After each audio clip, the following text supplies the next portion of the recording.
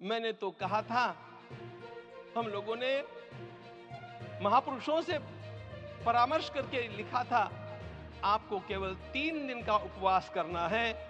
आपने 11 दिन का संपूर्ण उपोषण किया। हमने 11 दिन एक भुक्त रहने के लिए कहा था, उन्होंने अन्न का ही त्याग कर दिया। महाभारत में कहा गया है, अनशन यह सबसे बड़ा तप है, अनशन। और उसको उनके जीवन में साकार होते हुए मैंने केवल देखा नहीं, मैं थोड़ा तार्किक हूं। आपकी परम पूजनीय माता जी से मिलकर के मैंने उसको रिकन्फर्म भी किया था कि आपका ये अभ्यास 40 वर्षों का है। ऐसा तपस्वी कोई राष्ट्रीय नेता प्राप्त होना यह सामान्य बात नहीं है।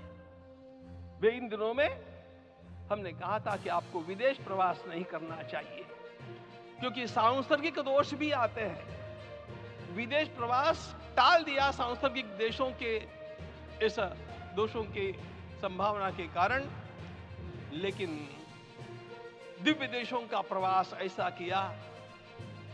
नासिक से आरंभ किया, गुरुवायूर गए, श्रीरंगम गए, रामेश्वरम गए। इन सारे स्थानों पर जाकर के वहां के परमाणुओं को लेकर के और पूरी भारत माता के हर कोनों में जाकर के मानो वे निमंत्रण दे रहे थे कि आइए दिव्य आत्माओं, अयोध्या पधारिए और हमारे राष्ट्र को महान बनाने के लिए आशीर्वाद दीजिए।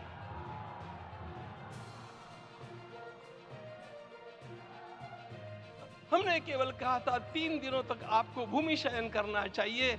11 दिनों से आप भूमि शयन कर रहे हैं। इस कड़कड़ाती ठंड में इस प्रकार का शयन करना, मित्रों, ब्रह्मा जी ने सृष्टि को निर्माण किया। उस समय उन्होंने एक शब्द को सुना था। भारत की संस्कृति का सबसे मूल शब्द है तप, तप इति। हमारे पूज्य गुरुदेव के गुरुदेव परम गुरु कहा करते थे, कांची के परमाचार्य जी महाराज, तपश्चर। मैं जब भी उनसे मिलता था वे कहते थे तपश्चर, आज तप की कमी हो गई है। और उस तप को हमने साकार आप में देखा।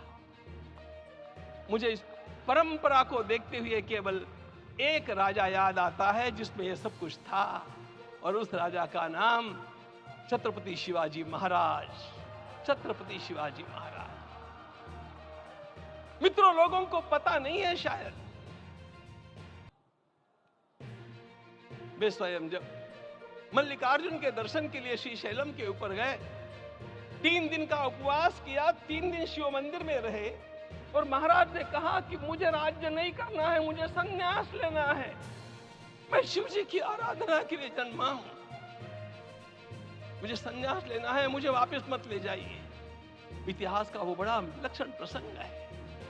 उस प्रसंग में उनके सारे ज्येष्ठ मंत्रियों ने उनको समझाया और लौटा करके लाया कि यह भी आपका कार्य भगवत सेवा ही है। आज हम लोगों को उसी प्रकार के एक महापुरुष ऐसे प्राप्त हुए हैं जिसको भगवती जगदम्बा ने स्वयं हिमालय से लौटा करके भेज दिया कि जाओ भारत माता की सेवा करो। तुम्हें भारत माता की सेवा करनी है।